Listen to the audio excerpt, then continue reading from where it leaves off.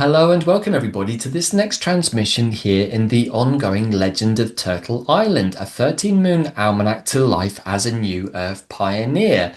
So, for many of you watching this, you will have been watching the previous editions of this particular track that I've been following with some of the members of our tribe through our flying school and our quantum plant alchemy groups. But this time I decided to make this video, at least initially, available to everybody on our YouTube platform to watch because it's taken a little while for it to come together. We are now into the last days of this moon. We're into the final few days in which this moon is really the 11th moon in the Celtic Tree calendar, but is only the 4th moon in the series that we're working with in the Zolkin and the 13 moon calendar, as the Mayans have shared with us. So there's a few sort of correlations and cross-weaving going on here. And I have to be honest, everybody, including some of the other previous tree moons, I didn't know these trees or bushes or creepers or whatever they might be quite as well as other plants that I know. So I had to spend some time with the plants to let them talk to me, to receive the transmissions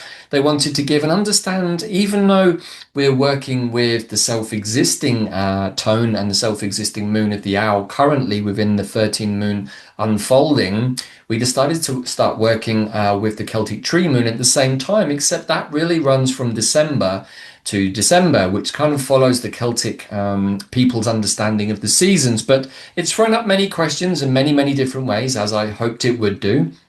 Not least of all because of the equinoxes and solstices and the cross-quarter festival, all of which we've been exploring within the wider context of the magical and mystical 13. So we've been doing that through the 13 sign true sidereal constellational astrology. We've been doing that through the 13 moons. And for all of you tree and plant lovers out there, it felt remiss not to try and enter into that space with something that kind of exists within the wellspring of knowledge that comes from the Celtic world. Now, as I understand it, this Celtic Tree Moon was largely put together by the wonderful William Graves, but has come under a lot of criticism because of its origins. I understand that he probably intuited this calendar based on teachings and wisdom he had from the Celtic and Druidic people, and he then shared it in the best way that he could make it fit. I think it's an excellent idea to develop our own 13 tree calendar or 13 plant calendar, however we want to do it, and to start integrating that as part of the Knights of the Round Table that we've also been discussing, the internal 12 plus the magical mystical 13th. The goddess completes the 13, which is also correlate with our strands of DNA, with the 13 signs of the true zodiac, the 13 tones, and many other things. And perhaps this is a nice point and juncture with which to share those of us who've been switching from the 12, even the 1260, to the 13 or even the 1320, have already started to see some huge shift within ourselves. Many of you watching this will have made the jump, the same as myself and Bella did, shifting from the Western tropical astrology to the 13 sign true sidereal constellation astrology. And for many of us, that's actually meant a wholesale change of the sense of who we are, which we've talked about in other videos, so I'm not going to repeat that here. But I find it interesting that this is the 11th Celtic Tree Moon of their year, which in the Mayan calendar would relate to the moon of liberation, the 11th tone. But here we are working with the self-existing tone in the 13 moon. So as a skywalker, I like to crossweave many threads and come to the coherent anchor points to make my own timeline more coherent. And so I find it very interesting that since we had the convergence that we talked a lot about in the series Timeline to Convergence, then we had the passing by of Lemon on that powerful new moon with the yod that the new moon created, conjunct Quetzalcoatl, at the pointy end. So I'm like, wow, there's a big energy of liberation, despite the fact that we're in the self-existing tone. So I just wanted to weave some of those cross threads in before I get into the presentation on this 11th tree moon, which is all about the ivy. And perhaps if you're like me, you're wondering, well, is the ivy really a tree? Surely it grows on trees. Well, that's very true. And that's quite true of quite a few of the Celtic tree moons, in fact. And we'll be looking at those in due course. But now I want to get into the presentation about this magical plant. It's not necessarily one of the most magical medicinal plants, but the motifs and energy and resonance that it brought through at this moment I thought was so important in this mode of liberation in some ways as we've arrived on New Earth, and the upward spiral is already spiraling out, and many of you out there, no doubt, in meditation are really feeling the positive upsurge of energy that is coming from connecting to our galactic selves. Whether we perceive those to be on the comet or somewhere else, well, that's down to our own souls and higher selves' personal journey and how they want to reflect that back down to us here. We can say in the super or in the 3D. So there are many different ways to play with this, but of course, using the Mayan understanding of in Lakesh, I am another you, we also understand that we can really exist anywhere in the universe if we are able to switch our attention there. And so perhaps all of this is part of the under teachings of the Ivy and why it wanted to come through and why it took me a little longer to put it together than I wanted. I was going to do this before the convergence, and the plant was like, no, you don't have all of it yet. Wait until towards the end of the month when you will have received as much of the teaching as I can give you before you need to put this out. So here we are, everybody. I hope you get to see this before I put it behind the members wall. It'll be available for about a week, I think, on the main platform. And of course, if you're coming to this and see that it's behind the members wall, and you watched it before and want to rewatch it, it's just $10 a month to access this and many other presentations. So that said, let's get into the presentation and see where it takes us.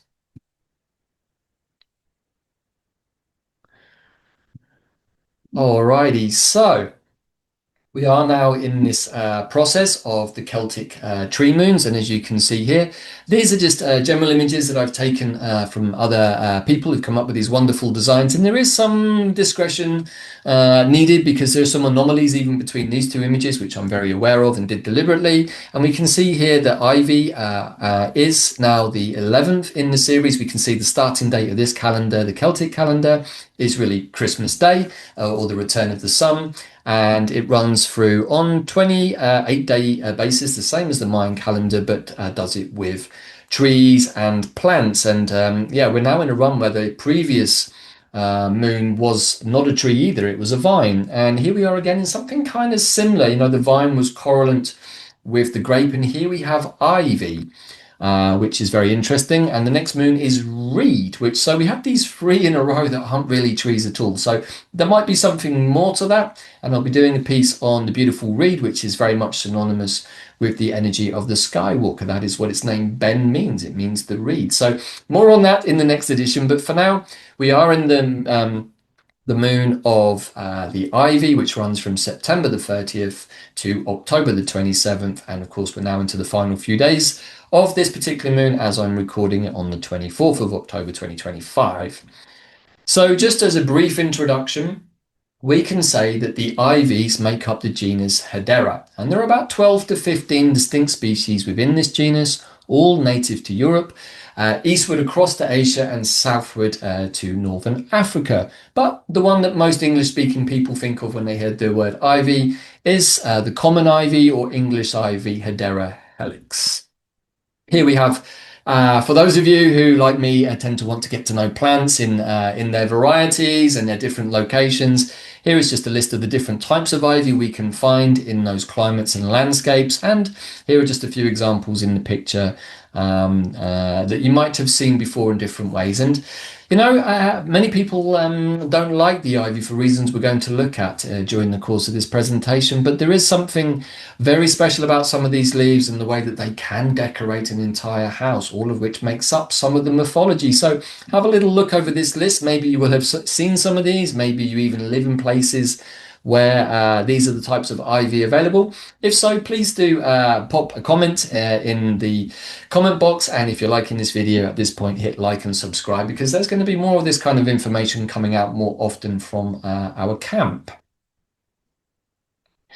So that said, with all of those different types of ivy, at this point also just wanted to bring in two types of ivy that are not ivy, so to speak, but they are called ivy, and they are known as poison ivy and ground ivy. So I'm going to have a look at poison ivy first, just to get that into the mix, so any questions around that are answered quickly. So many people consider this big plant pest the sort of one of the worst villains out there of invasive species, and that's a whole other topic and an interesting one in itself about invasive species. But here we're looking at this one, poison ivy, and its close relative, poison oak. So have to be careful of that one too. Poison ivy is extremely variable in its forms, growing as a vine, as ground cover, or even as an upright. And the old vines get very hairy looking. This is one of the ways to tell them. And the old adage, and I love this, leaves are free, leave it be, and refers to the free glossy or dull green leaflets, as we can see here in this beautiful image on the right.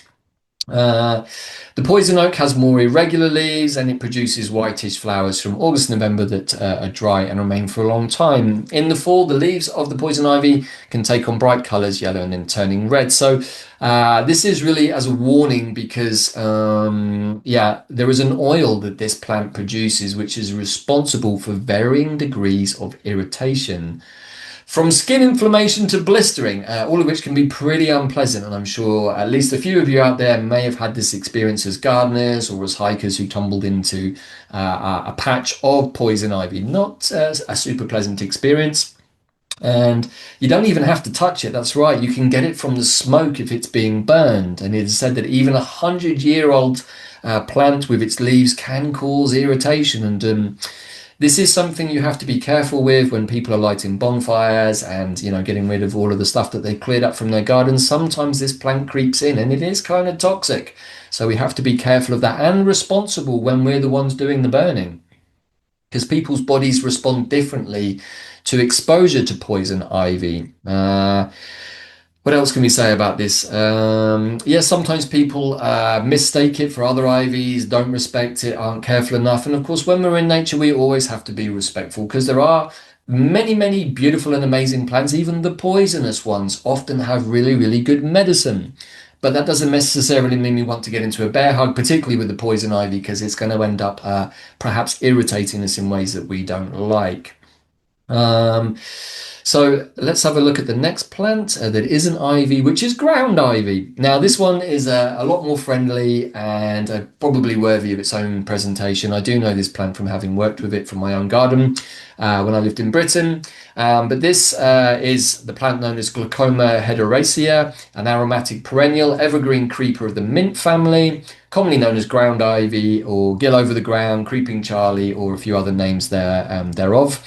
Although it has been used by humans as a salad green and in herbal medicines for thousands of years, the species is also believed to be toxic to livestock, particularly horses. A little bit like, if anyone knows the yellow flowering plant of ragwort or ragweed. That's also very similar, and horses don't like that either. So we have to be careful when we're giving food to animals that some of these plants don't find their way in. However, wild pigs are reported to feed on it, and some accounts report it is toxic to rodents, whilst on the other hand, bank voles in Britain have been observed to use it as a food source. So there is more to say about ground ivy, but it's not an ivy per se, and it's not the subject of this presentation. But I just wanted to put that in case some of you were a little confused by the names there. So yes, this is an interesting piece of information that I wasn't aware of at all, but I thought I'd share it because there seemed to be more to it, and we'll see why perhaps later in this transmission. So the relationship between ivy and ginseng, according to the Botanical Dermatology database online, ivy is related to ginseng, and that is through the same family, the Artemisia family, which consists of some 700 species in 55 genera and consists mostly of trees and shrubs, but includes some of the twiners. Most of these species, the ginseng species that is, occur in tropical regions, particularly in Indo-Malaysia and tropical America. A characteristic of the family is the presence of resin passages which produce an aromatic smell when crushed. And of course, ginseng is an amazing plant with lots of incredible medicinal benefits. However, of the temperate species, this database included Hedera helix, the common English ivy. And here it just lists something that I will look at in a bit more detail shortly. The ritual use of ivy is the archetypal evergreen and its popularity as a decorative covering for walls and fences. And we can say the root of Panax ginseng is the Korean or Oriental ginseng of commerce. It is also known as Renshen or Radix panacis ginseng, and preparations of the root are widely used as a herbal remedy for their reputed tonic and adaptogenic properties. Several other types of ginseng are derived from members of the Aralaceae and also from totally unrelated families. So again, there's this kind of moving across of different species, which we'll come to a bit later as well. But just put that in as an interesting side note that I discovered in my research for this presentation. So now we're going to get into the traditions and myths of ivy. And there are some key themes that pop up over and over again, and I'm going to work through them both on this slide and in subsequent slides. So ivy leaves were held in high regard by the ancient. They formed not only the poet's crown, but also the wreath of the Greek god of wine, Dionysus, to whom the plant was dedicated. Yes, he used to wear an ivy wreath. And we can see here in the picture on the right that ivy also crops up in different ways, but we kind of get the idea of how it can be used as a decoration to adorn the body. Now, Dionysus, to whom the plant was dedicated, probably because of the practice of binding the brow with ivy leaves to prevent intoxication, a handy trick maybe. I might look a bit strange out on a Friday night, but I'm sure many of you these days are well past those kinds of shenanigans. And we are told by old writers that the effects of intoxication by wine are removed if a handful of ivy leaves are bruised and gently boiled in wine and drunk. So maybe if you do have a little bit too much to imbibe one night and you're feeling the effects a bit the next morning, maybe this is a remedy that could work. If you have done this before or do it after watching this video, please do let me know if it worked. Greek priests also presented a wreath of ivy to newlyweds, and ivy has been traditionally regarded as a symbol of fidelity. The Romans regarded ivy as excellent feed for their cattle, perhaps, of course, being mindful of the things that I just shared with the other non-ivies. But this is the first of our keywords that comes through from ivy. First of all, the sense of fidelity, but also the sense of binding. So just hold that in your awareness because it will crop up towards the end of this presentation. Decoctions of the herb were applied externally against lice, scabies, and sunburn. That's one of its medicinal uses, not the most well known from what I can understand. This I liked. In former days, English taverns bore over their doors the sign of an ivy bush to indicate the excellence of the liquor being supplied within. Hence the saying, good wine needs no bush. Make of that what you will. Magically, this plant is associated with fertility, another one of its big sort of key quantum plant energies or intelligences that we can work a little bit in our awareness with the plant to understand better and decode at the energetic level. So, along with fertility, this plant is associated with abundance, protection, and good fortune. Some also use it to enhance divination or improve psychic abilities. And of course, if you are part of our 13 moons journey, we were talking about the owl moon of the fourth tone, the self-existing formula. A lot of the owl's qualities are also psychic. So there's a bit of a crossweave here already between the two systems that we've been looking at. Traditionally, ivy was used to protect against supernatural entities and malevolent witchcraft. This makes it a good candidate for including in any spells, jars, or sachets intended to break or protect against hexes, curses, or jinxes. So yes, I know that this is a plant actually used a lot in Wicca, which is not my thing, but I like to work with the quantum plant intelligence and energetic qualities of a plant. So I like to have all of these aspects of its use, how it's been used before in my awareness, because sometimes it might come up and you might need to know this when you're doing a healing with somebody, or there are many reasons why these things are useful. The wood, when it attains a sufficient size, is employed by turners in southern Europe, but being very soft is seldom used in England except for wetting the knives of leather dressers. It is very porous, and the ancients thought it had the property of separating wine from water by filtration. Interesting. An error arising from the fact that the wood absorbs the colour of the liquid in its passage through the pores.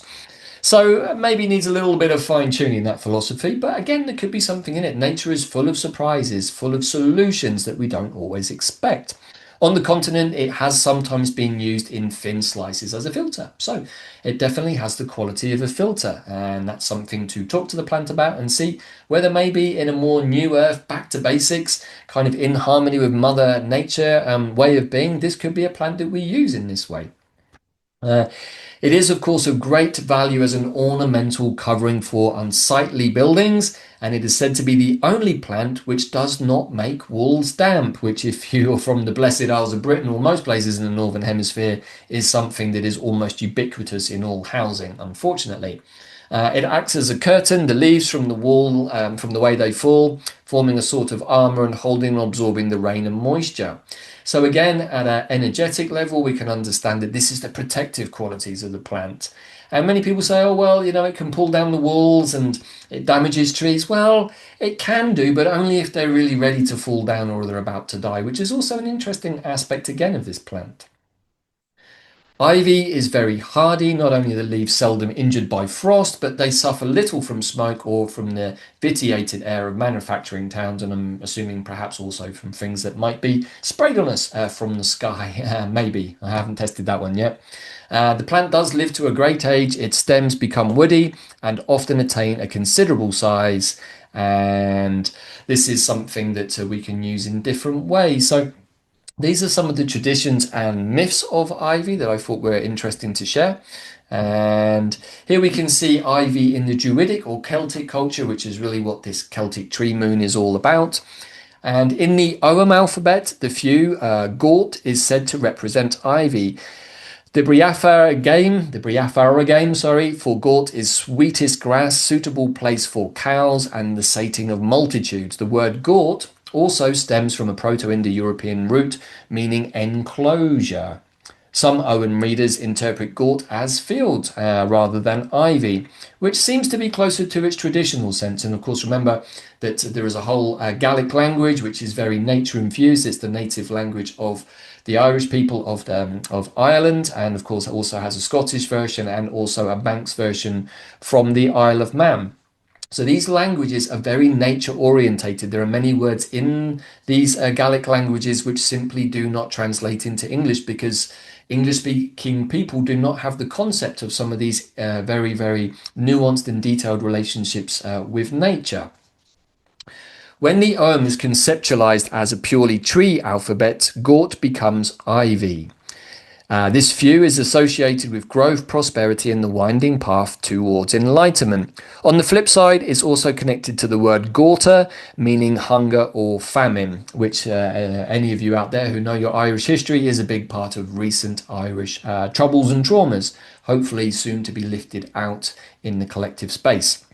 In Irish folk stories, ivy is often described as surrounding the entrances of caves or secret doorways, hence the picture on the right.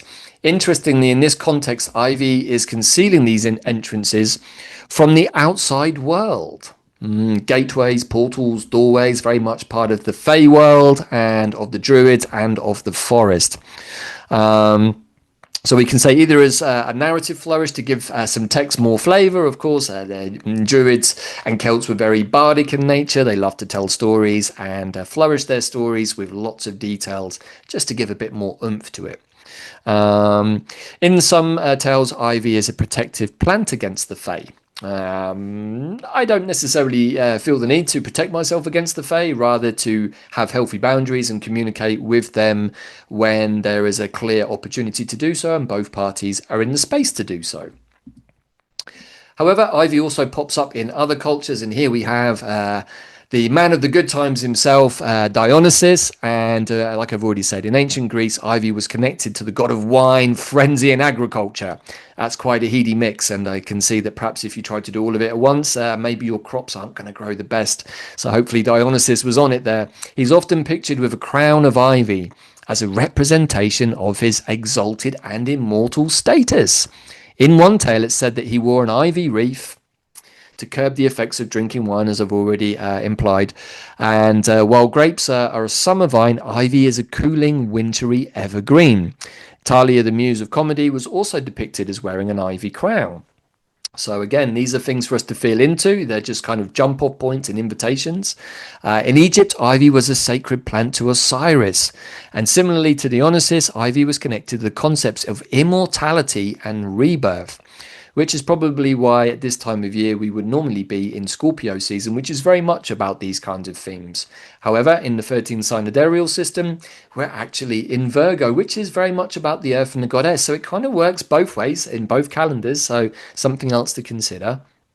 The idea of buildings covered in ivy comes from the belief that this plant could protect one's home and family from evil. Again, the protective motif, as well as bringing in good luck. Well, I'd say being protected from harmful energies and entities is already good luck. But this belief is also where ivy door wreaths come from. Maybe some of you out there have made ivy wreaths with the holly and the mistletoe, which this plant is very much connected to at Yuletide. I don't really go into that in this presentation because it didn't really fit the motif of what wanted to come through. But those three plants are very much the sort of trinity plants of Christmas, and for different reasons. And as we said before, English ivy is considered to be toxic, and consumption can cause gastric upset and pain and even vomiting. But some people are allergic to ivy also and may experience severe reactions. That said, as we'll get into a little bit later, this plant has historically been used medicinally to treat respiratory issues. That's its main medicine, and extracts can still be found in some modern cold and cough remedies. As an evergreen, ivy is often used for decoration during the winter holidays. It has a perpetual connection to the sun, lovely, and springtime, since it never loses its colour even during the depths of winter. So already, hopefully, you're starting to get a little bit of an energetic feel of the spirit of ivy, because it really does have a message to share with us. So the medicine of the ivy, it's not extensive compared to some plants, and certainly nothing like that of its seemingly newfound cousin ginseng. But as a medicine plant, ivy is really mostly known for helping with coughs and related issue. It is an expectorant, which means that it can help bring up the phlegm. And really, it's very well known for helping the following, all respiratory in many ways: asthma, bronchitis, chronic obstructive pulmonary disease, coughs including acute coughs that can lead to upper respiratory tract infections or URTIs. That's its main medicine, but some people have also used this to help ease the symptoms of rheumatoid arthritis. And I'm not a homeopathist. I learn my plant communications a different way. But for any of you out there who are homeopathists and have worked with ivy, please do let me know under what conditions you've worked with it and how effective or responsive it's been with clients, or if you've even used it in that way. It'd be great to hear from you. So that really is about it in terms of what the ivy offers us medicinally, mythologically. But I got taken into a really interesting track, or a couple of tracks, that I want to share with you now because they seem to be very relevant for this moment. And apologies if I get any of these details in these stories slightly wrong. I did have to consult with one of our tribal sisters who's a bit more learned about the Hindu cultures than I am. But this is Rinda, the Ivy Queen, and Tulsi. Now, I came across a very interesting track. I can't take credit for any of this. Is other people's research, but I found it interesting when I wove them together. Some people believe that Rinda, a Norse goddess of winter, may have a connection to ivy and fertility. We can see some different renderings of this wintry Norse goddess below in the pictures. However, she is the mother of Valley in the Norse traditions, which some of you may be aware of. However, with the same etymology, we have the name Vrinda, which actually connects us to Tulsi, the sacred plant and embodiment of the goddess from India. Tulsi is the keeper of the Book of Souls. Now, this comes from my own plant spirit healing tradition, and I learned how to do soul retrievals working with the spirit of basil, sacred basil, or Tulsi. And in doing that, I came to understand that she is the keeper of Book of Souls. And if we need to look at our soul contracts with anybody, we can go to her in the non-physical realms and ask for her to open the book of contracts, of soul contracts, to see what can be done if the contract has gone amiss. And we can also investigate contracts with people that we're not sure what is the contract. So there is something there about contracts and binds, which then made me think of ivy again. Ivy is used in marriage ceremonies, sacred vows of partnership, like Lakshmi, the wife of Vishnu. So there is also this to consider. Now, this could be seen to be correlating to perhaps Juno, the asteroid of commitment, fidelity, and partnership. So here we're getting into some more of the decoding possibilities, but energetically to me, this feels kind of significant. And if I look at the picture of Basil there, a really beautiful image of a beautiful Indian lady tending the sacred basil, the goddess, and receiving all of the blessings of that beautiful spirit and plant. And I was like, I don't know. I mean, yes, they're both green, but so are most plants. So I'm not sure what the connection is. And I put the question to Bella, who said, "Oh, don't you remember about Tulsi being the keeper of the Book of Soul contracts?" And I was like, ah, yes, this is what links it across to Ivy. So this is something to consider, particularly when we feel into when we make a common law contract or when we make a sacred vow of partnership between a masculine and feminine being, which is a kind of a divine union, there has to be an agreement in that place. And perhaps we can work with Ivy, not to bind us in perpetuity. That's not the point. And Ivy doesn't seem to have any of that quality around it. When I came into this to do this presentation on ivy, I had it in my mind that perhaps this was a plant that could help break curses or binding. I think it can do that. It's perhaps not the plant to go to. Maybe we can work with basil, or maybe we can work with something like elder, who's very much about magic and the releasing of magic, or maybe the Artemisias. But perhaps ivy is one that we can work with in this specific way. Maybe we can even form a team to do with contracts and oaths. Maybe working across the thread with Tulsi and Ivy, but also maybe understanding that these plants have a link to the asteroid Juno. So again, invitation here for everybody listening to feel into these things, see if you have anything else to add to the mix. Traditionally, in the past, I've done these videos live with some of the groups from our tribe, but due to some time constraints and energetic things that are going on, I decided just to make this presentation and put it out on YouTube so that the information could be shared, dissected, decoded, and even added to. So really, really inviting you all into the participation with this. And if any of you know Ivy better than I do, then please share that information. Sharing is caring, as we say in our QPW tribe. So I just wanted to share that. There is more. You can go into the stories of Tulsi and all of the Indian gods. There's a lot to share there, and it's probably also worthy of a long presentation. And I want to give a shout out to the lady who was investigating this in a very much QPW deep dive kind of way. Her name is Vafnir, and I found her post where she made these links. And maybe some of it I wasn't completely resonant with, but it definitely triggered this investigation. So just giving credit where it's due. And this also led me actually to something else, which is interesting because of the cross thread with the owl moon, which we're currently in with the self-existing tone in the 13 moons of the Mayan calendar. The ivy and the owl have a connection. Now, this may be just in Britain, so again, any of you know any more about this, please do share. In Britain, ivy has a special relationship with the tawny owl, which is sometimes even called an ivy owl, right? Most people are familiar with owls being traditionally associated with death, but it may surprise some of us that ivy is so as well. Well, yes, the owl is a psychopomp. It lives in a liminal space between night and day, and it hunts its prey at night and is used in many, many ways magically. But like the ivy, there isn't so much known about it. We have a few key and core components, and beyond that, there's not much. Maybe this is part of the quantum animal intelligence to come online, quantum plant intelligence that we can invite into our space and learn about the plants at the higher levels down into 3D.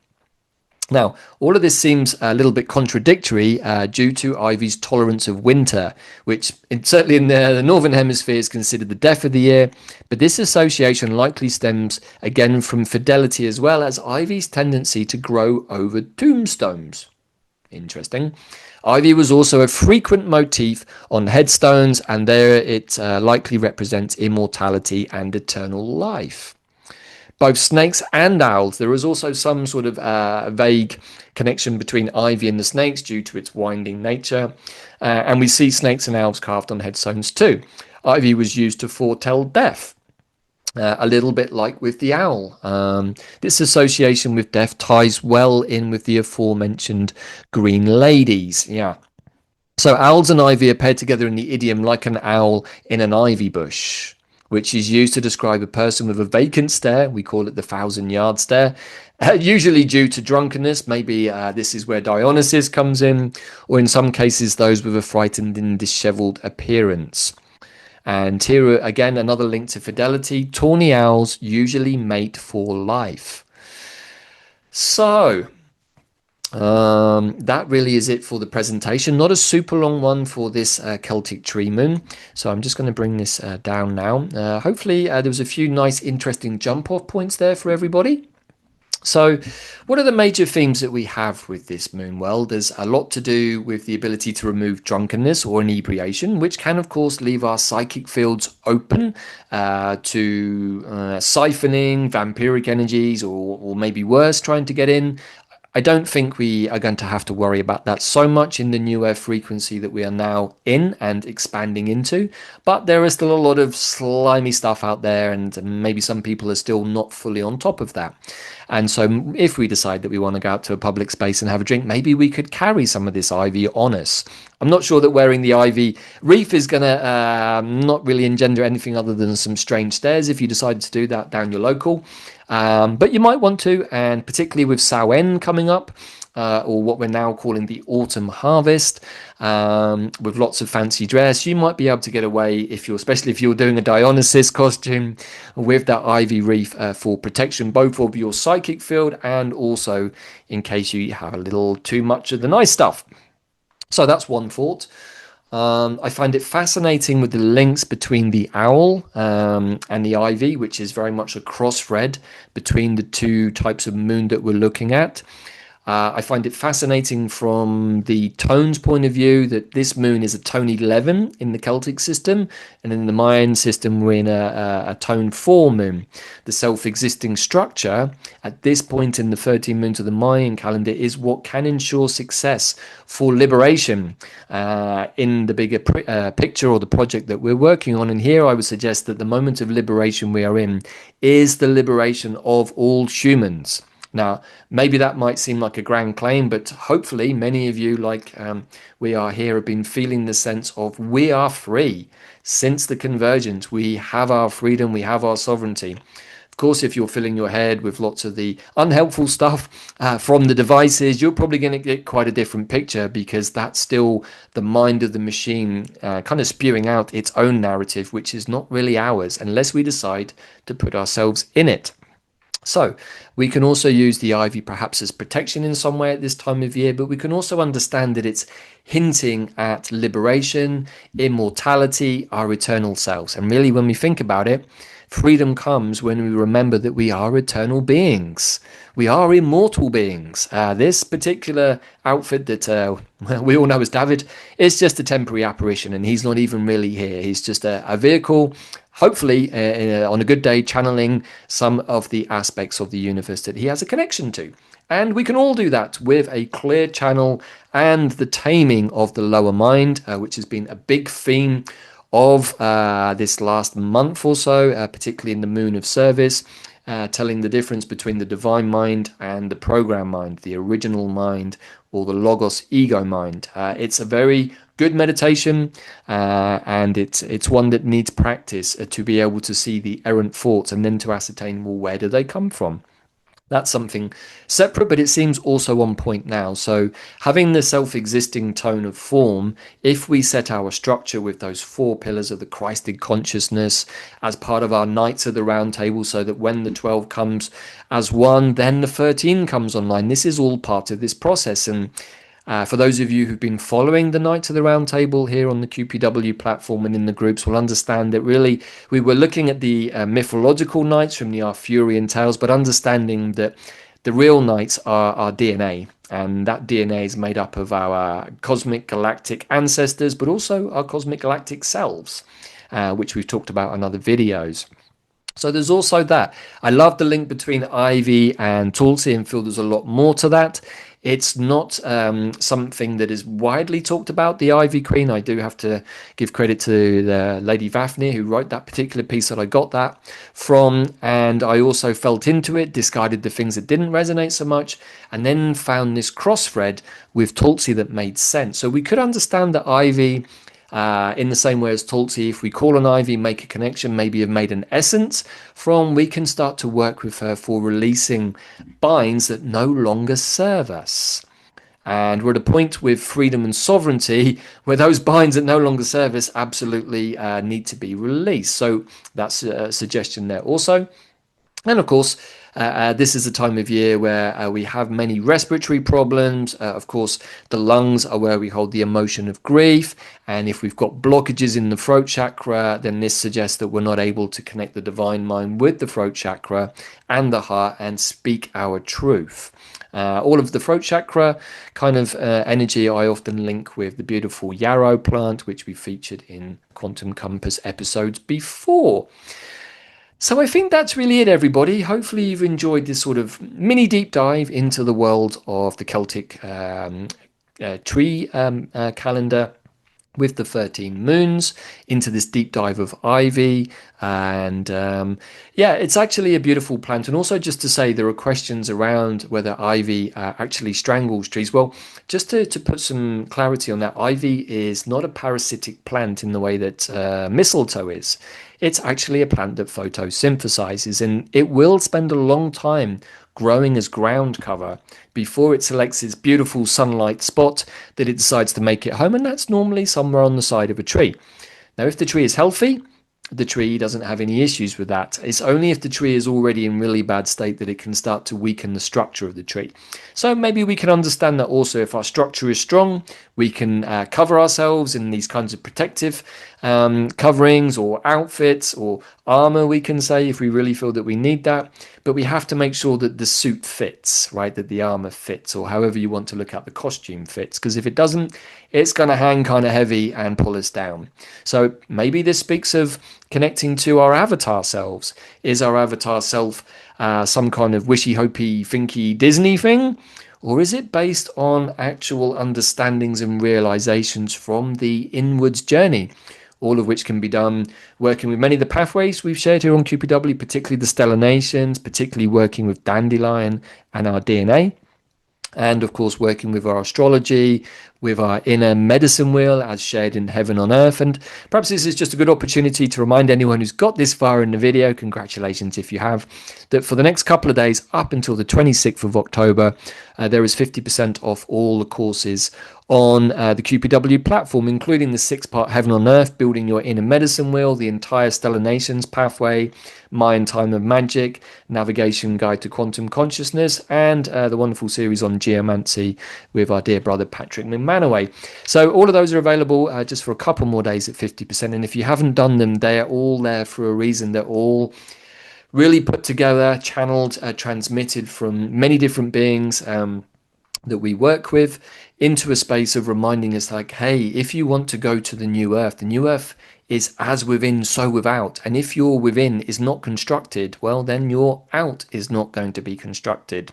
Hence the focus on the Knights of the Round Table, the inner court, as we've been calling it, the connection between the 12 and the 13, having the goddess imbued, the sacred godhead and goddess, the sacred masculine, divine feminine. It's all the same thing coming to a place of harmony and balance, which is beautiful because I'm recording this on the day of the blue rhythmic eagle, which of course is tone 6 and is about balance in the 13 steps of the Mayan calendar, or the 13 steps of the ascension ladder.